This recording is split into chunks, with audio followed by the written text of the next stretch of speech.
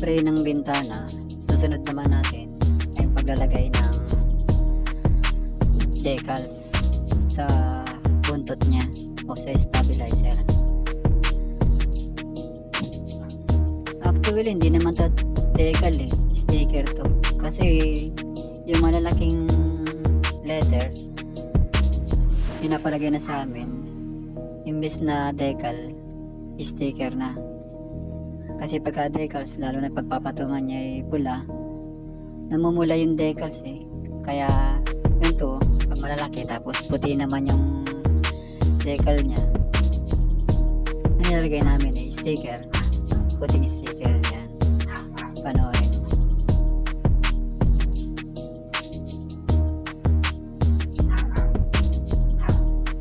Sa paglalagay nito kasi medyo ayan itsura niya yan. Sticker yan, sticker. Ginagamitan namin siya ng, kung nakikita mo parang tape na yun na clear, ano yan, yung applicator. Papatong namin sa may sticker, tapos ayan, kakapit na dyan sa may applicator na yung kulay clear, parang tape, parang clear tape, applicator tawag yan. Tapos yan, ididikit namin dyan sa may pakpak. Tandaan lang yan para hindi agad dumikit. Pag nailapat mo na, ayan, kukuskusin mo siya ng clear.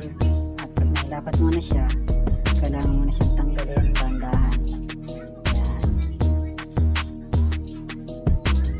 Check mo mabuti kung nakalapat na. At kung may mga bungi-bungi, ayusin na. Para pagka na-clear, hindi makikita na may mga retouch pa. Yan.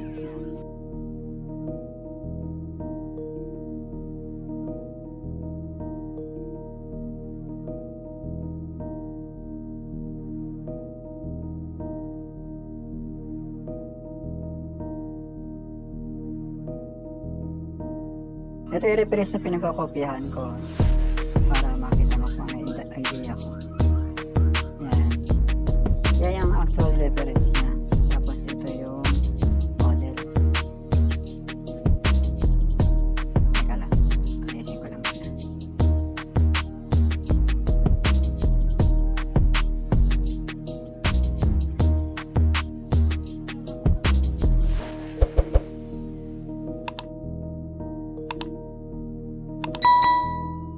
Sunod naman nating lalagyan ng decals itong Alouette helicopter. Ito yung model na, sandali lang. Yan, ito yung model Alouette helicopter.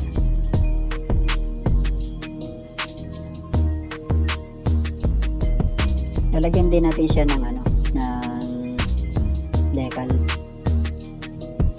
Actually, sticker din siya Nakat din siya ng maliit na sticker.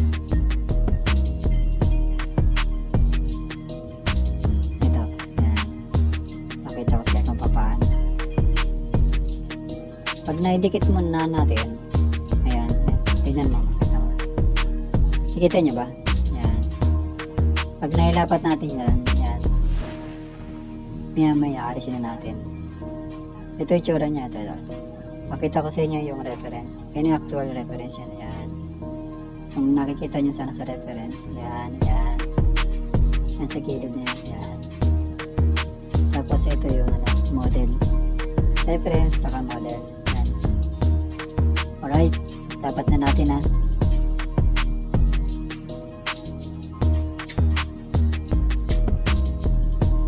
Sa paglalapat, gagamit ka lang ng triangle o kaya ruler. Yan. Kukuskusin mo lang siya ng mabuti para kumapit yung sticker. Alisin natin itong applicator, dandahan. Yan.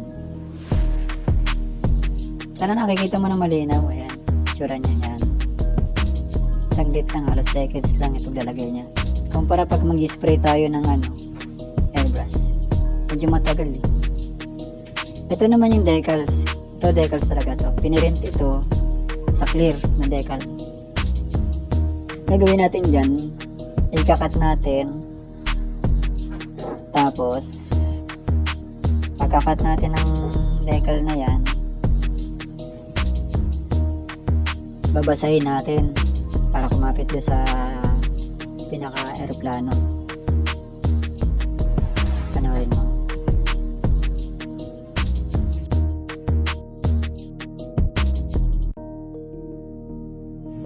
Pasensya ka na sa boses ko ah.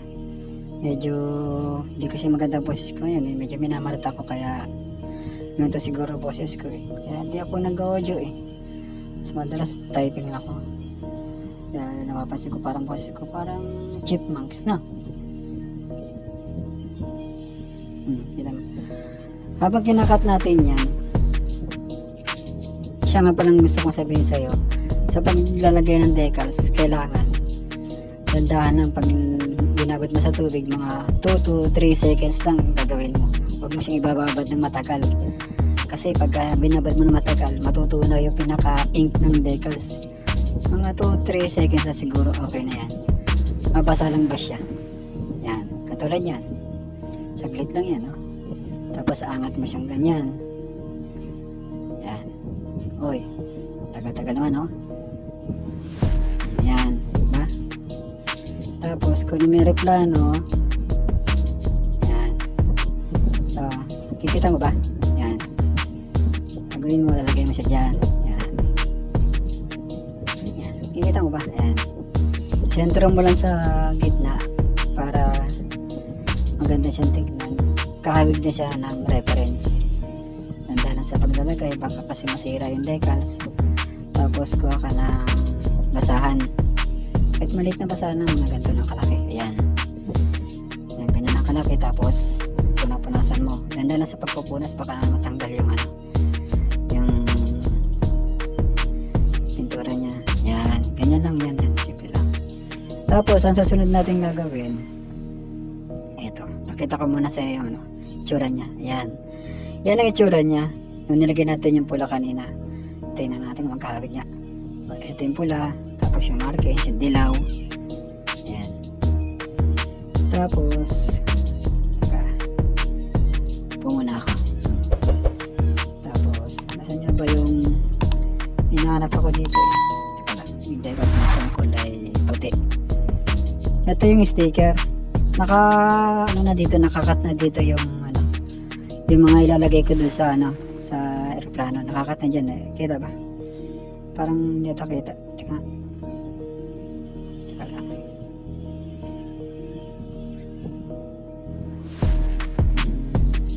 Ito yung tsura niya, yung ano, pag nakakat na siya. Ayan. Ito, ilalagay natin ito sa ilalim ng ano. Ilalagay ko ito sa ilalim ng aeroplano. Teka lang. Lagay ko muna itong ano, applicator sa ibabaw ng sticker. Para kumapit siya rito, yun ang magiging ano natin, pinaka-handle. Yan ang maghahawak sa ano, maghahawak doon mismo sa pinaka letter niya. Yan, didikit natin siyang ganyan. Tapos maya kuskusin natin ang ating mga kamay, tsaka ng ruler o kaya triangle para kumapit dito mismo sa may applicator. Pasensya ka na idol sa boses ko ha, pause lang kasi ako eh. Ako ba, ba't ganito boses ko? Parang ano, ewan. Teka, sumabit pa ata. Kaya ako mag-voice over eh, kasi parang keng ko yung boses ko. Oops, kakat ko muna to kasi sasama yung iba eh. May mga sticker pa kasi yung iba eh. Yan, ito yung tsura niya oh. Ilalagay natin dito sa ilalim ng helicopter. Pakita ko muna sa inyo yung ano niya, itsura niya dito sa reference. Saan nga ba yun? Ito ko lang nakita kanina yun. Teka. Ito.